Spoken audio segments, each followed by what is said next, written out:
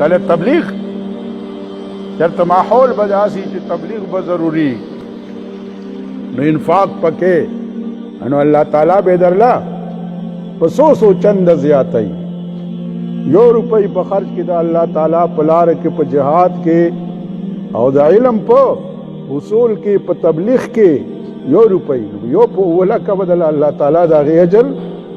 درکې نو دا بعیده نه ده احادیث د فضیلتونو راغلي د انکار ته نه مکوي څه خلک د تعصب پټي دي پسترګو اسه د تعصب د وجنا انکار کوي دا سي مسله د تبلیغ په خپل ځای اهمیت او افادیت ته انکار ته نه ده پکار ټول دنیا کې د تبلیغ په وجه سور انقلاب راغی ورشه یو ګورئ په یورپ کې په امریکا کې وګورئ په لندن کې وګورئ انګلند کې وګورئ ګرجی چې کوم دنو خلکو واغستې تبلیغیانو مسلمانانو مدرسې پکې جوړې کړي جماعتونه پکې جوړ کړ مرکزونه پکې د تبلیغ جوړ کړ الته خلک مسلمانان کیږي جماعتونه جوړیږي مدرسې جوړیږي د تبلیغ د مهنت توجنا د علماو د مهنت توجنا چرته د جهاد برکاتی چرته د تبلیغ برکاتی افغانستان کې چې کوم دنو طالبانو وختو د جهاد برکتونه اوس پکې د جهاد برکتونه دي امریکای له پپوزه کې چې کوم دنو دغه ولا چولې دي پپوزه کې ولا پړې پیزوان چولې د لاړو تختې د امریکا دا د طالبانو د جهاد برکت ته ناسي مسله ده نو دا ټول اصلاحي کارونه دي د سره د دین ارتقا راځي د دین چې کوم دنو غلبه او اعلا وسر راځي علم سره تبلیغ سره جهاد سره درس و تدریس سره دا ټول شعبې د دین دي نه ده نو د تعصب پټای پسترګو باندې لګول نه دي پکار د دې ټول خپل خپل ځای باندې اهمیت ته خپل افادیت ده دا سي مسله ده نو دې کې الله تعالی حکمت ته پدې کې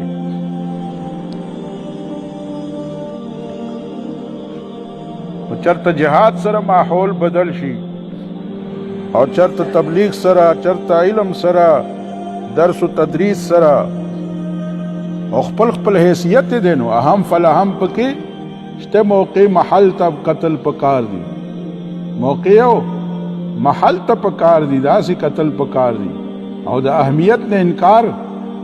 نه ده پکار داسې مسله دومره تبدیلی رااله د تبلیغ په وجه په ټوله دنیا کې یورپ ملکونو کې سوره انقلاب راغی سوره تبدیلی راغله په دې ملکونو کې سوره تبدیلی راغله د عام خلکو په کورونو کې علما پیدا شو حافظان پیدا شو مبلغین پیدا شو داعیین پیدا شو دا د تبلیغ په برکت داسې مسله نو ستا چوکۍ ته نه خطر ده ستا چوکۍ ته ستا شهرت ته خطر ده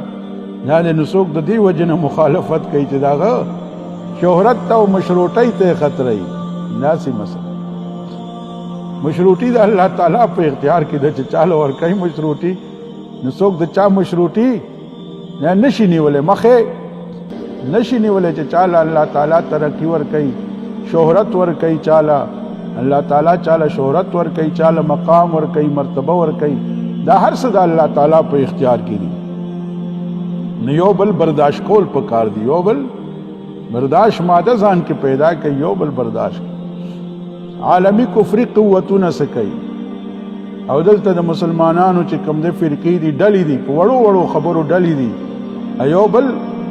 نه برداشت کوي یو بل نه برداشت کوي داسې مسله نو ته به د عالمی کفر مقابله به څنګه کوې چې ته خپل مسلمان رور نه برداشت کوي د عالمی کفر مقابله به څنګه کوي